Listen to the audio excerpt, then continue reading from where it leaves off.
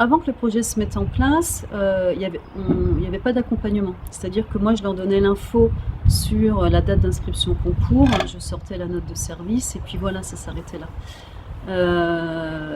Alors, il y a eu des années où on a eu des bons résultats, parce que je pense que c'était aussi une période où c'était le début, et il y avait sans doute moins de candidats qu'aujourd'hui. Là, je pense que l'accompagnement aujourd'hui, il est nécessaire, parce que, à mon avis, le concours s'est davantage ouvert.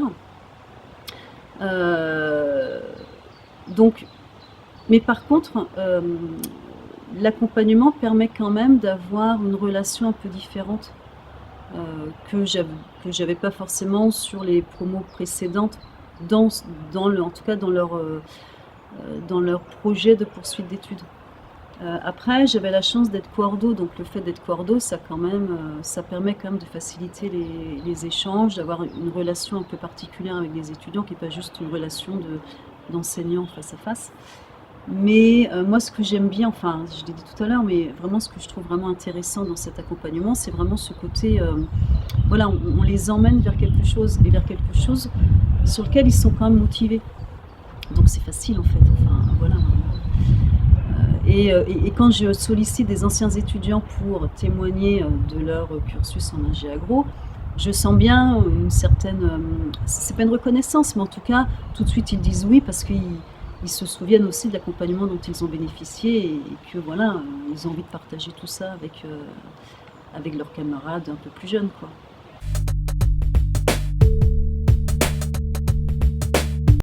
Je suis pas certaine d'avoir l'étiquette, je sais pas, référente accompagnement des étudiants sur le concours d'ingé, mais en tout cas, si, je pense qu'il y a quand même, des relations qui s'installent avec notamment les collègues qui sont en prépa TS, là qui vont avoir une classe un peu différente de la prépa TS, avec le nouveau concours Veto Agro.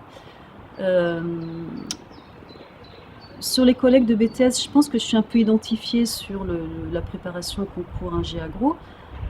Même si je dis bien, c'est pas une préparation au concours, c'est vraiment un accompagnement. Moi, je les prépare pas à l'oral d'anglais ni à l'épreuve technique. Mais je pense quand même être un petit peu la personne ressource, en tout cas, sur cette thématique-là. Et d'autant plus avec le tiers-temps, puisque maintenant, avec ma collègue Véronique Specht en ESC, on est toutes les deux sur le tiers-temps égalité des chances. Et on a vraiment cette identification aussi sur comment lutter, enfin favoriser la promotion sociale. Donc je pense quand même que c'est un peu modifié la perception que...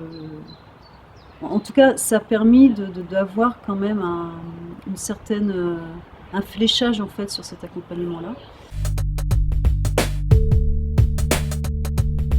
Enfin, je trouve qu'en tant qu'enseignant, et notamment à la grille, il y a quand même une méconnaissance du système scolaire, et je trouve qu'accompagner les BTS sur ce type d'orientation, moi je trouve que c'est une fierté en fait, parce que voilà, notre rôle c'est aussi celui-là, et le fait de bien connaître le fonctionnement du système, même auprès de mes élèves qui sont au lycée, dans les premières stages, quand ils me parlent déjà en première d'un projet veto, agro, machin,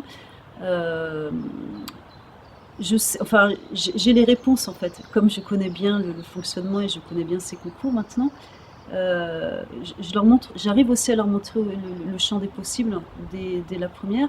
Donc moi, ça me donne en tout cas une certaine assurance quand je dois m'adresser aux élèves, aux familles, même aux portes ouvertes sur les orientations possibles, une certaine assurance sur justement le conseil que je peux avoir par rapport à leurs différents projets, qu'ils soient au lycée ou en études supérieures en BTS.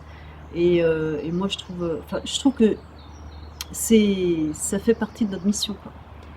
Et donc là, ça s'inscrit totalement dans la mission d'un enseignant en lycée ou en BTS.